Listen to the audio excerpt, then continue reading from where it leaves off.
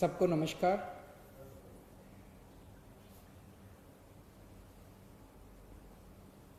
Doctor असीम गुप्ता अपने LNJP hospital में एक बहुत सीनियर डॉक्टर थे, एनेस्थेलॉजिस्ट थे।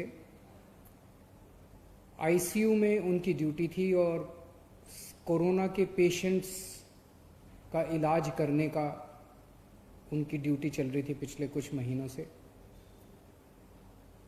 उनके सभी साथी बताते हैं कि कितनी शिद्दत के साथ और कितनी मेहनत के साथ वो पेशेंट्स की सेवा किया करते थे। कोरोना के मरीजों की सेवा करते करते 3 जून को उन्हें खुद कोरोना हो गया। अस्पताल में भर्ती हुए और अंत में वो कोरोना से लड़ते लड़ते हम सबको छोड़ के चले गए। उनकी वाइफ भी डॉक्टर हैं। आज सुबह उनकी वाइफ से मेरी लंबी बात हुई। उनकी वाइफ को भी कोरोना हो गया था, लेकिन उनकी वाइफ कोरोना से बाहर निकल आई हैं और वो अब स्वस्थ हैं। हम सब प्रार्थना करते हैं कि डॉक्टर असीम गुप्ता की आत्मा को भगवान अपने चरणों में जगह दे। ऐसे लोगों की वजह से ही आज हम लोग कोरोना से लड़ पा रहे हैं। डॉक्टर असीम गुप्ता हम सब लोगों के लिए बहुत बड़ी प्रेरणा हैं और हम सब दिल्ली वासी और देशवासी उनकी इस सेवा को नमन करते हैं। दिल्ली सरकार उनके सम्मान में उनके परिवार को 1 करोड़ रुपए की सम्मान राशि देगी। उनकी जान की कोई कीमत नहीं है। ऐसे लोग देश की, इंसान की सेवा करते करते हंसते हंसते छोड़ के चले जाते हैं, लेकिन उनके जाने के बाद ये एक छोटी सी राशि है जो देश की तरफ से, लोगों की तरफ से, दिल्ली के लोगों की तरफ से उनके परिवार को दी जाएगी। कुछ दिन पहले तक, कुछ हफ्ते पहले तक दिल्ली में बेड्स की बहुत समस्या थी। लोग अस्पतालों के दर दर की ठोकरें खाते थे। अगर कोई घर में कोरोना से बीमार हो जाए तो एक अस्पताल से दूसरे अस्पताल, दूसरे से तीसरे अस्पताल, जिस अस्पताल में जाते थे सुनने को मिलता था कि बेड भरे हुए हैं, बेड भरे हुए हैं, बेड खाली नहीं है। मेरे पास बहुत फ़ोन आते थे। रात रात भर में जाग के लोगों के लिए अलग अलग अस्पतालों में बेड्स का इंतजाम करता था। पिछले 1 महीने में हम लोगों ने कई कदम उठाए, जिसकी वजह से आज दिल्ली में बेड्स की कमी नहीं है। पर्याप्त मात्रा में बेड्स हैं। 13,500 अभी बेड्स हैं कोरोना के, और उनमें से केवल 6,000 भरे हुए हैं, 7,500 खाली हैं। तो बेड्स की कमी नहीं है। लेकिन पिछले कुछ दिनों से मैं देख रहा हूं प्लाज्मा को लेके काफ़ी अफरा तफरी मची हुई है। अब मेरे पास खूब फ़ोन आ रहे हैं लोगों के। लोग कहते हैं जी हमारे फलाना मरीज बीमार है, उसको प्लाज्मा दिलवा दीजिए, इसको प्लाज्मा दिलवा दीजिए। और लोग दर दर की ठोकरें खा रहे हैं। बहुत ज़्यादा अफरा तफरी मची हुई है दिल्ली में। दिल्ली सबसे पहला राज्य था देश में। आप लोगों को याद होगा लगभग 2-2.5 महीने पहले मैंने बताया था कि हम लोग प्लाज्मा थेरेपी का ट्रायल कर रहे हैं। हमने प्लाज्मा थेरेपी का ट्रायल किया, 29 मरीजों के ऊपर किया। जो नतीजे आए वो काफ़ी उत्साहवर्धक थे।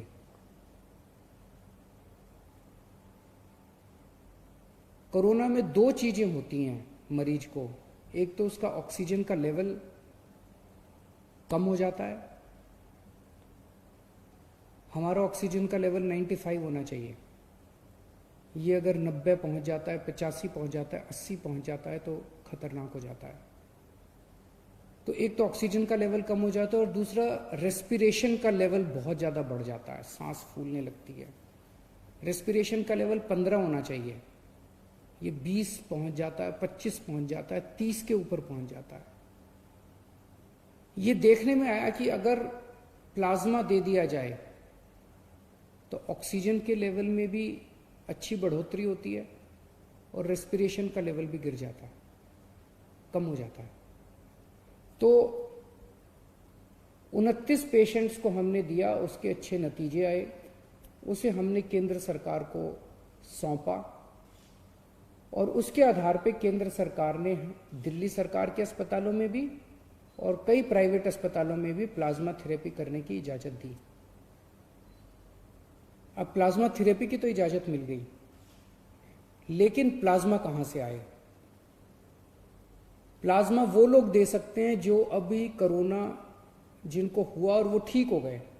जिन्हें कोरोना हुआ और वो ठीक हो गए, उनके खून के अंदर एंटीबॉडीज बनती हैं जो उन्हें कोरोना से बचाती हैं। अगर उनके खून से प्लाज्मा निकाल के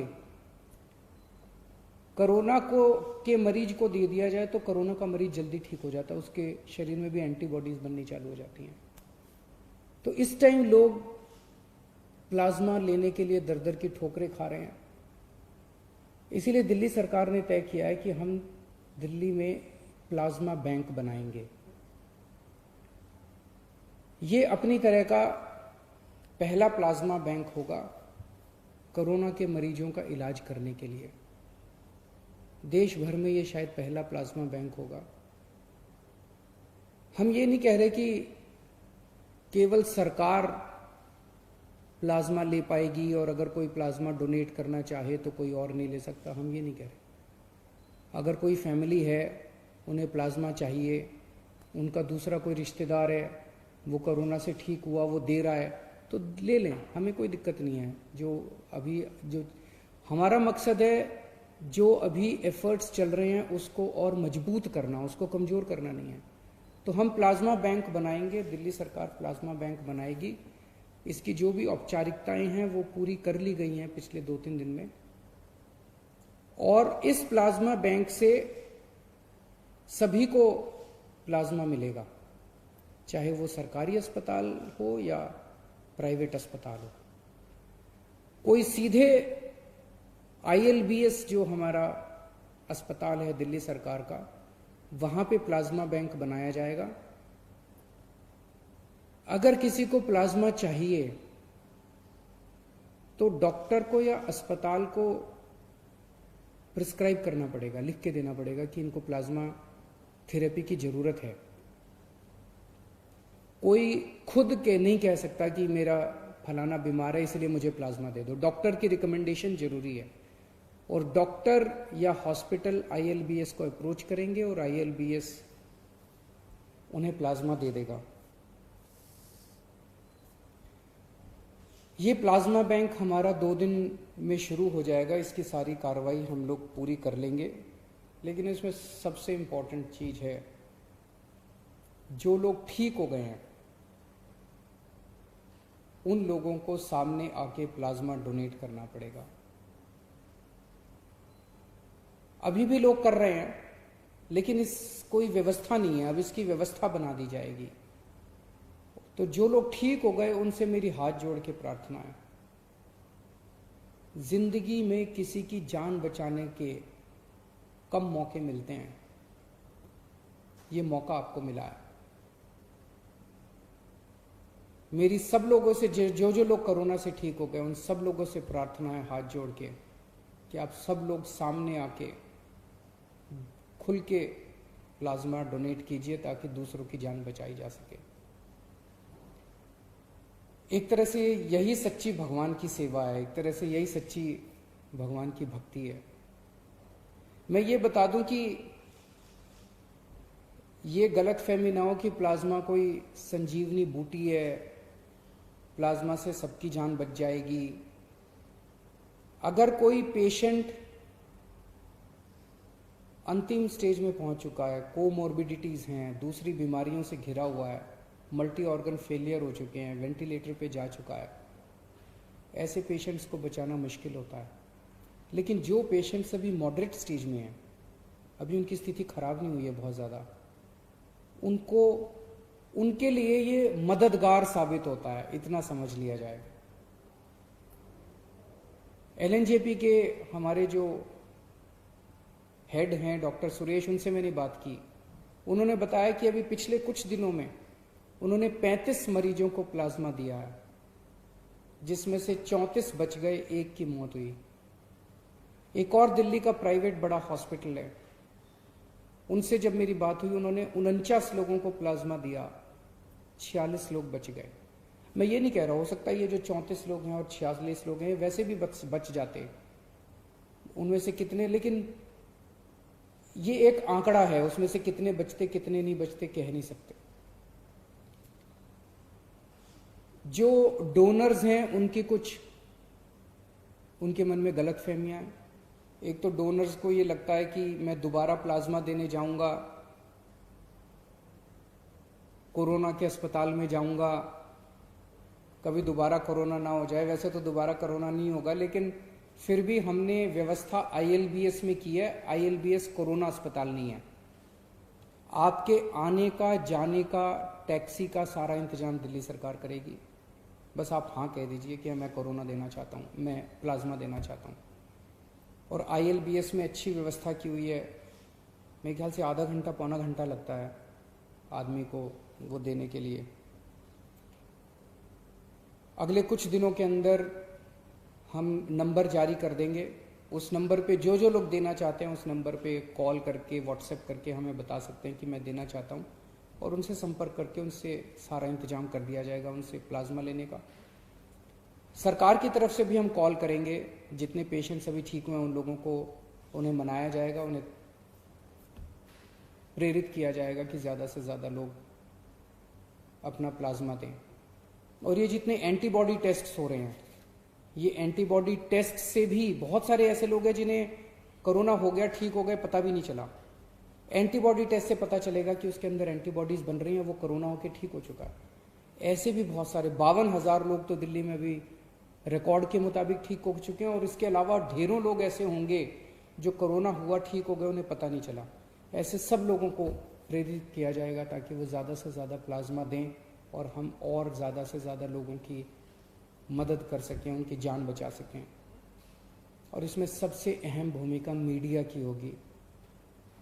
इसमें कोई पार्टीबाजी नहीं, कोई राजनीति नहीं, हमें सबकी जान बचानी है, चाहे वो किसी भी धर्म का हो, किसी भी जात का हो, किसी भी पार्टी का हो।